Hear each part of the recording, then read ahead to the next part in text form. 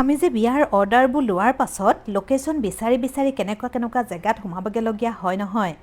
আৰু জীৱনত কেতিয়াবা এনেকুৱা কিছুমান ভুল কৰা যায় যিটো কৰোঁ বুলিতো কৰাই নহয় আৰু সময় আৰু পৰিৱেশে আমাক সেই ভুলটো কৰিবলৈ বাধ্য কৰায়। ভুলটো বাৰু কৈ আছোঁ আপোনালোকক, তো নমস্কাৰ জনাইছোঁ। মই জলি গোহাঁই, আপোনালোক সকলোকে মোৰ অন্য এটি নতুন মিনি ব্লগলৈ।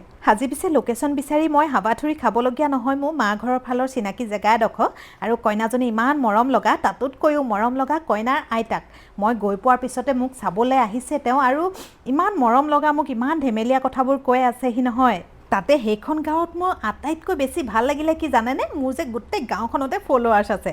গোটেইবোৰে কৈছে আপোনাৰ ভিডিঅ' চাওঁ আৰু সেই বুলি যেতিয়া কোনোবাই কৈ দিয়ে নহয় আৰু বেছি ভাল লাগে। আৰু এওঁটো শিৱসাগৰৰ হয়, ইয়াত আলহী খাবৰ কাৰণে আহিছে আৰু তেওঁ কৈছে জলিবা তোমাৰ ভিডিঅ' চাওঁ নহয় বুলি, তেতিয়াতো আৰু মনটো ভাল লাগিছে। সেইফালে আকৌ আইতাই খুন্দুনাত তামোল খুন্দি খাইছে। মই বোলো আইতা ময়ো অকণমান খাই চাওঁ দিয়ক। তেওঁ আকৌ মোক বেয়া মাত এষাৰ মাতি কৈছে বোলে ভাল দাঁতকেইটা এতিয়াই বেয়া কৰি লওঁ বুলি ভাবিছনে? মই বোলো একো নহয় দিয়ক, তেওঁ যে যিমানে গালি পাৰিছে মোৰ সিমানেই ভাল লাগিছে।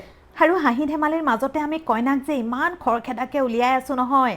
সেইফালে আমাৰ এইগৰাকীলৈ চাওক, ইমান যে নটংকি কৰি আছে, মোকো জোকাৰি আছে, অ' মাহী চোৱা আকৌ। আৰু আজি পিছে ছাইড মেকআপ আমি একেবাৰে লোৱা নহ'ল, কাৰণ আমাৰ বেলেগতো কাম আছিলে। গতিকেলৈ এটা অকণমান টাচ আপ কৰি দিলোঁ আৰু এইফালে আকৌ এই ল'ৰাকেইটা আহিছে, আমাক জোকাৰি আছেহি বোলে আমাকো অকণমান মেকআপ কৰি দিয়কচোন। মই বোলো তোমালোক অকণমান ৰৈ দিয়া, আমি কইনাক ৰেডি কৰি লওঁ। আৰু ফাইনেলি আমাৰ কইনা ৰেডি হৈ গ'ল। ইমান যে ধুনীয়া কইনাজনী নহয়, একেবাৰে বাৰ্বি ডল লাগিছে। আৰু চুলিখিনি অকণমান ছেটিং কৰিবলৈ থাকিলে, কাৰণ তাহাঁতৰ তাত কাৰেণ্টৰ বহুত প্ৰব্লেম দিলে। বাকী আপোনালোকে ক'বচোন কইনাক বাৰু কেনেকুৱা লাগিছে। আৰু তুলনি বিয়াৰ মেকআপ বুলি ক'লে অকণমান চিম্পুল হ'লে বেছি ভাল লাগে নহয়নে? বাৰু যি কি নহওক, আমাৰ কাম আজৰি হ'লোঁ আৰু ভিতৰত এই খুৰীহঁত আপাহঁত আছিলে। তেওঁলোকে মাতি মোক কৈছে তই যে ইমান ধুনীয়া হৈ আছ, কি খাইছ, আগতকেচোন আৰু ধুনীয়া হ'লি। আৰু ধুনীয়া বুলি ক'লেতো মোৰ মনটো ভালেই লাগি যায়। গতিকেলৈ তেওঁলোকে দৈ দিলে, দৈ খালোঁ আৰু সোণকণৰ কাৰণে লৈ আহিছোঁ। তাই আকৌ কৈছে মাহী মোক ভিডিঅ'ত এনেকৈয়ে তুলি দিছানে, মই কাম কৰি কেনেকুৱা হৈ আছোঁ দেখিছানে? মই বোলো হ'ব দিয়া, মানুহ যেনেকুৱা হয় তেনেকৈয়ে থাকিব লাগে।